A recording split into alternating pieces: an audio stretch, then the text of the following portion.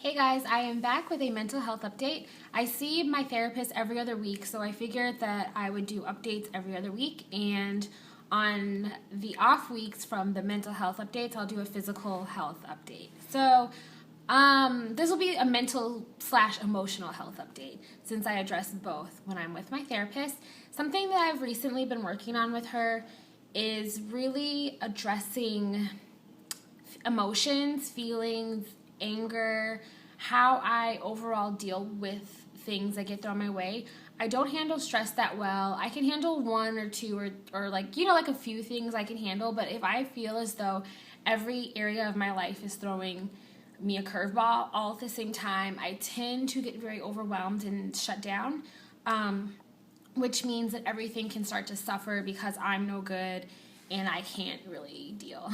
So something that I've been working on with her is being able to troubleshoot and identify stress before it comes, healthier ways of managing my stress. In addition to that, communicating better to try to help things that become stressful as a result of a lapse in communication, poor communication, flawed communication, whatever you want to say, addressing that. Also, so I believe in zodiacs. I don't read a horoscope every day and then live my life based on that, but I do think that there are certain traits that people born underneath the same zodiac sign can share. So I'm a Cancer. I'm very emotional. I'm not like an emotional mess, but very often I find myself living in my feelings. I'm very sensitive. I'm very emotional. I can always identify what triggered me, unless I have PMS. Then I'm just like, I'm bitchy the week before my period, and that's just the way it is. But other than that stuff, I tend to live in my emotions, live in my feelings. I react off my feelings. I don't think my way through life. I definitely feel my way through life. So that is the biggest thing that I'm working on is feelings, emotions, not living in my feelings, crawling. This is me crawling up out of my feelings sometimes so that I am able to better process a situation and think things through before I speak, because when I tend to speak and it's a reaction off a very strong emotional response I'm having, it's not the best outcome for me per se. So anyway, something that I've been talking to my therapist about, or is it speaking with her about? I don't know which one sounds better.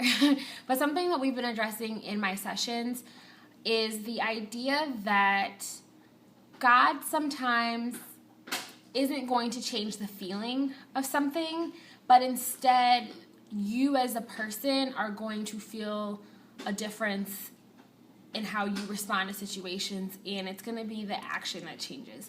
So basically what this means is that if you go through life and you are doing work to better yourself and you still find yourself having an emotional response to certain things that maybe trigger you, depending on how unhealthy the trigger is, there could be unhealthy relationships that you need to cut out of your life. But I'm speaking like generally speaking. If you just know that you are someone who's sensitive to certain things and you are triggered by certain things, that maybe it's a you problem, which happens for me sometimes, I had to come to a place, and I am working to come to a place where I realize that God isn't going to change the way I feel about something. I may continue to be sensitive for the rest of my life. I can work on changing my reaction to situations, the things that I say. That's the growth and maturity and self-control and restraint and discipline. That's what I believe. So if I have the attitude that I'm going to one day wake up and things that make me have an emotional response and that I'm sensitive to, that one day that'll just go away, I'm almost setting myself up for failure. So people may say things to me that I find hurtful, or I may always be sensitive to certain things. I'm trying to give an example. I don't know, just in life, someone can say something, and it's really the people closest to me. A lot of times people that I'm not close to don't trigger me in that way.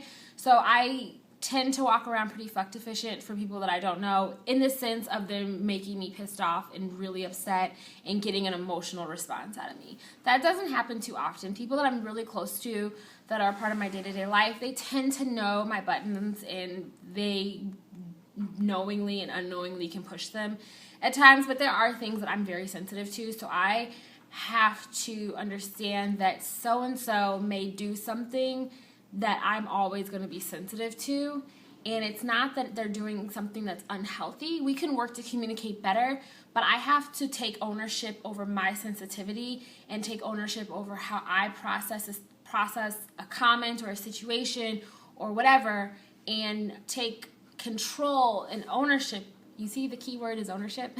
Take ownership over how I respond to it. And I think it goes back to something that most people know, is the saying that the only person you have control over is yourself. I can't control what someone else does. I can't control someone doing or saying or anything, but I have full control over how I act in a situation.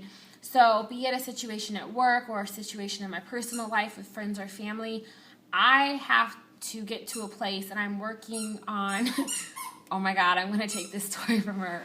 This shit is going to drive me nuts. She's coming over here so I can take it. Thank you. I'm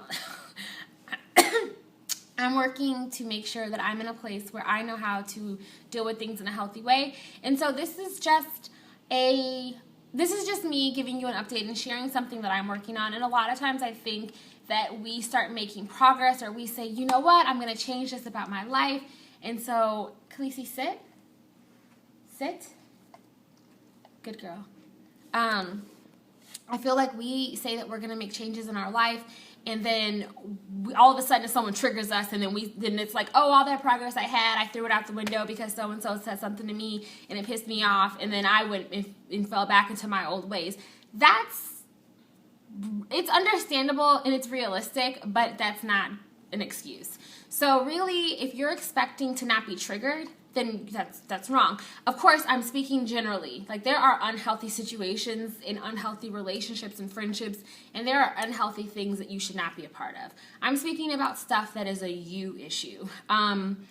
You have to understand that you may continue to be triggered, or you may continue to encounter the thing you struggle with, and if you're expecting the feeling to go away and to just never experience it whatsoever, in some cases that's realistic, but in most cases, and what I'm speaking to, it's not. So you have to get to a place where you as a person can take ownership and not always pass it off on someone else.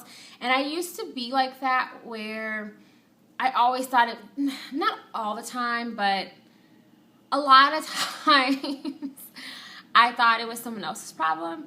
So I think that when you always think it's someone else's problem, then you tend to think that I don't have an issue with how I'm responding, or what I'm contributing to the situation is not the issue, it's the other person. So if they were to fix their flawed shit that they're doing, then it would be a non-issue for me. But in the reality of the situation, I cannot speak. The reality of the situation is that it is a you problem, and it is a them problem, and you have to be accountable for the 50% that you're contributing to a situation. And even if someone is instigating something with you, you have full control over how you respond. Again, this is a very general thing I'm saying, and you could spin it any way. And I love playing devil's advocate, so you can feel free in the comment section to humor me and give me examples. But there's just a lot of things that will happen, and you have to really hold yourself together and know that you have control over you, and you can grow, and your growth and your progress doesn't have to be thrown off by someone else coming around and trying to trigger you, because being triggered isn't an accurate reflection of your growth. Your response to your response to being triggered is how you can see how much you've grown, if that makes sense. I may be like speaking in like circles. It may not make sense. But anyway, I just wanted to come on and give a quick update and just offer some encouragement. And if you're in the process of working on not being as sensitive and not being as emotional, and I'm talking about hypersensitivity, being really like your emotions are on 10, you live in your feelings, everyone knows that you're very sensitive, that type of deal. If you're working on excuse me, if you're working on being more level-headed and not being so reactive and really trying to better certain traits, this is to offer you some encouragement and to just know that you will continue to possibly be triggered in life by different things, but take ownership and feel confident and feel encouraged to know that you have power to change the way you react. You can always change how you react to a situation. Even if you fall back and you have a slip up or whatever it is, don't feel so discouraged that you can't start over. I believe that every day you wake up, it's a brand new day and you can have a fresh start, and don't allow anyone else to put their negativity on you or to put their expectations on you to the point that you feel as though it's impeding your growth and they won't allow you to grow beyond what they think you are, which is a completely different post that I want to do about it's okay. Everyone's not meant to be part of your life, and God does not have every person meant to be in your future. So you can be growing and you can have friends who you outgrow, and there's no shade and there's no negativity, there's no ill will or hurt feelings. You can just outgrow friendships, outgrow relationships, outgrow companies, jobs, everything. You can outgrow it, and it's okay. But I hope everyone is having a fabulous, blessed week, and this is my mental, emotional health update. I will check in with you guys in another 2 weeks to tell you how everything is going. All right, talk to you later. Bye.